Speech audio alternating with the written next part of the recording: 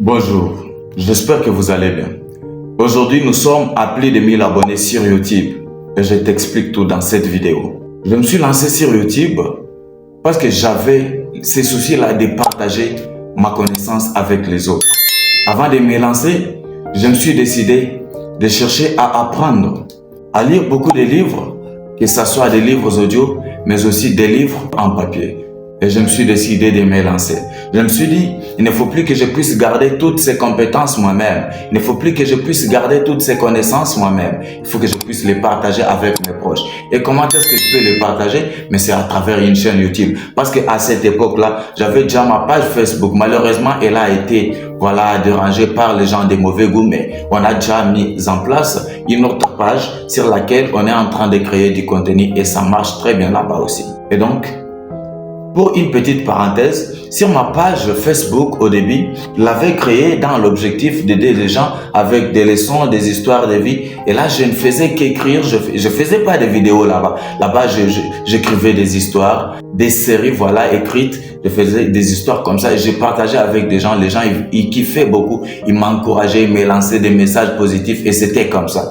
Et lorsque j'ai découvert les histoires de développement personnel, je me suis dit là, il faut que je puisse me lancer aussi sur YouTube parce que là-bas, j'aurai la possibilité de communiquer à travers ma voix. Et c'est comme ça que je me suis lancé. Mes très chers amis, ce qui va vous étonner, c'est que je me suis lancé sur YouTube, je n'avais pas l'appareil photo. Et les petits téléphones que j'avais à l'époque, c'était un téléphone qui pouvait même pas me permettre de faire une vidéo. Je me suis dit, je me lance d'abord, je crée d'abord ma chaîne. Et le téléphone va suivre après, l'appareil photo va suivre après. Parce que je savais déjà que non, il fallait d'abord que je puisse me lancer et comme ça les autres étapes vont suivre après. C'est comme ça que je me suis lancé. Et après un moment, je me suis payé un téléphone qui pouvait me permettre de me faire des petites vidéos, de me filmer pour partager des petites vidéos sur YouTube.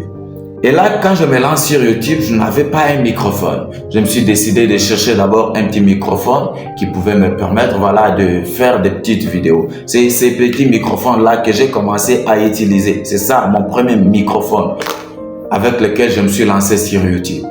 J'ai commencé comme ça, Au début, c'était difficile. Vous savez très bien que YouTube, c'est tellement compliqué. Il y a tellement de la concurrence là-bas. Il faut que tu puisses faire du contenu de qualité pour que les gens puissent te suivre.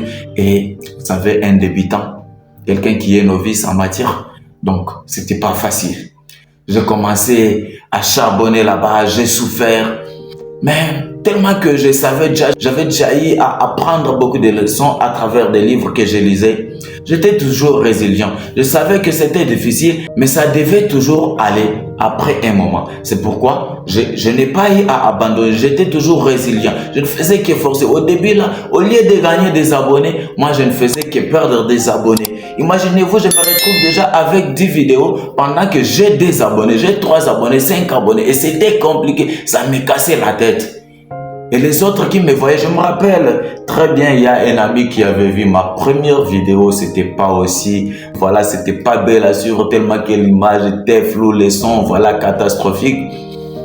Il a commencé à se moquer de moi. Et là, je me suis pas découragé parce que je savais que lui, c'était quelqu'un de très ouvert, c'était un ami, on partageait des liens avec lui, c'était quelqu'un qui était aussi passionné de l'entrepreneuriat. Et j'ai pris ça, j'ai pas pris ça dans un mauvais sens. Je me suis dit, c'est une façon de m'encourager. Il fait ça pour que je puisse me dépasser afin que je puisse m'améliorer davantage. C'est comme ça que j'ai pris ça. J'ai pris ça à travers un sens positif. Et j'ai travaillé, j'ai bossé. Et aujourd'hui, je suis à 1000 abonnés. Il m'encourage, il m'envoie des messages de félicitations. Et on est en train d'évoluer comme ça. Et ils n'étaient pas le seul à se moquer de moi. Ils étaient nombreux. Et aujourd'hui, ils sont là pour m'applaudir et m'encouragent pour que je puisse avancer sur cette lancée. Au-delà de ça, il y avait aussi des gens qui avaient créé en moi au début, dès le début. Il y avait des gens qui ne faisaient que m'envoyer des messages positifs. Des ondes positives. Et ça ne faisait que m'encourager dans mon travail. C'est comme ça que je suis parvenu à arriver là où je suis aujourd'hui. Pour un petit conseil aux débutants sur YouTube, il faut savoir que YouTube n'est pas facile. Sur YouTube, c'est un peu compliqué. C'est pas comme sur Facebook, c'est pas comme sur TikTok. Avoir des abonnés, c'est vraiment compliqué. Parce que là-bas, il y a de la concurrence. Il faut que tu puisses faire des histoires de qualité. Mais c'est pas ça ce qui doit vous empêcher de vous lancer. il faut d'abord commencer par être quelque part. C'est pourquoi moi, je me suis décidé d'y aller, même sans téléphone, sans caméra. Voilà, je me suis dit, je crée d'abord ma chaîne YouTube. Par après, j'ai un bon téléphone qui pouvait me permettre de me filmer.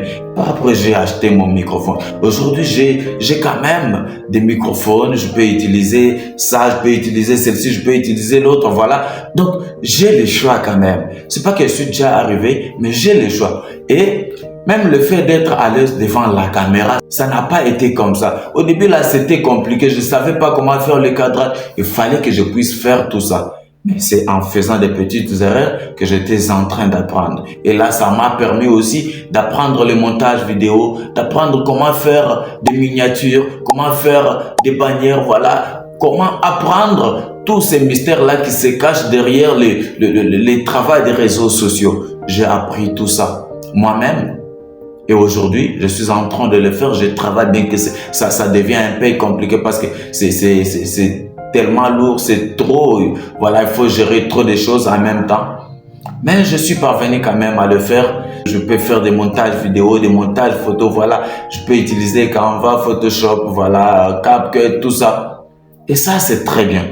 Donc, il faut d'abord se lancer et par après, d'autres étapes vont suivre après. Il ne faut plus attendre le bon moment parce que le bon moment n'existe pas. Il y a des gens qui se disent, moi je ne vais pas me lancer maintenant. Je vais me lancer lorsque j'aurai tel matériel, tel ou tel autre microphone. Oui, c'est bien, mais c'est pas nécessaire. Il faut d'abord commencer par être quelque part. Il ne faut plus oublier la méthode des petits pas. Donc, il faut commencer par poser des petites actions et comme ça, vous allez commencer à vous améliorer davantage. C'est en faisant des petites erreurs aujourd'hui que vous allez vous améliorer demain. Très chers amis, n'attendez pas le bon moment parce que le bon moment n'existe pas. Et le bon moment, c'est maintenant.